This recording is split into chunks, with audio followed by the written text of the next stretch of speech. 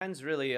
He does have a couple of ways to keep going. Oh, this is it. There's no way! It's Imperial Order again! Oh my No!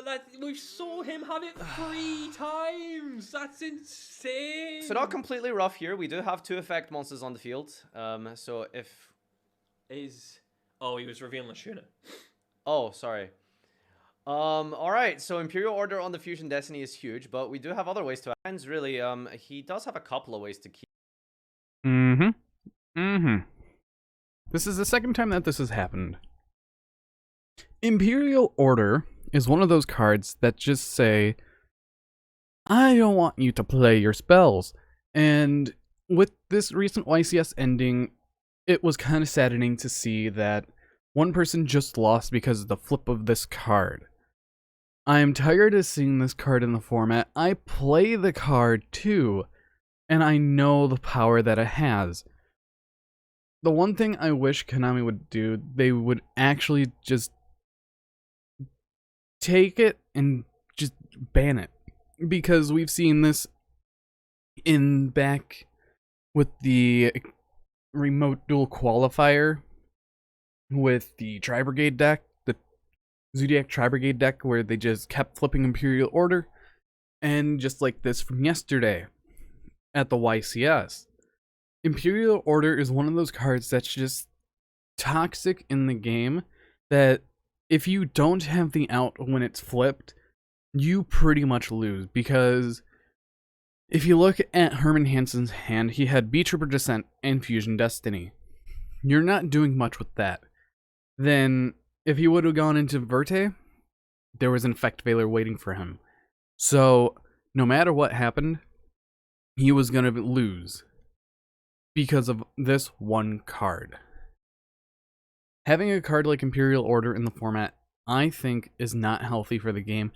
Because if we banned other things like number S0 Topic Zexal, your True King of All Calamities, number 16 Shockmaster, this card should also be banned too.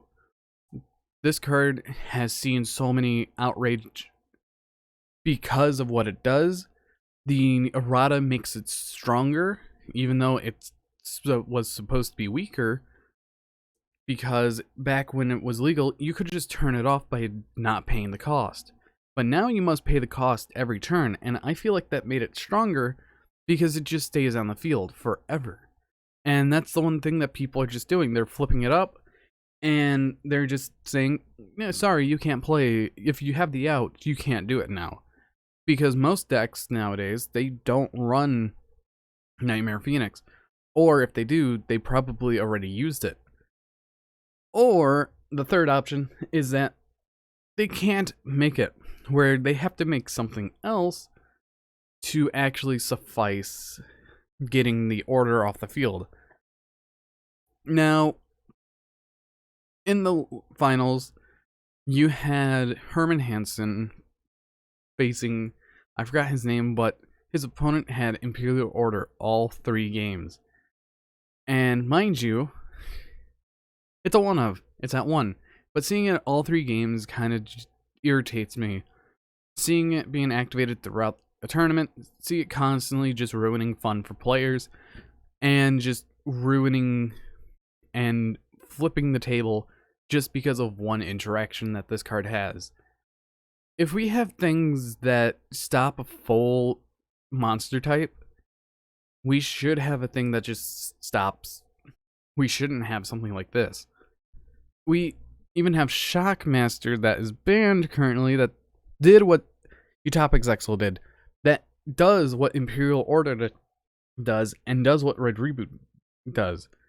Now, will I tie Red Reboot with Imperial Order? No, because some trap cards nowadays are oppressive, like your Floodgates.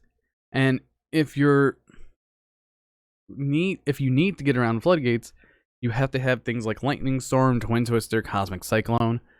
But if you don't have those against this, you're not getting out of it.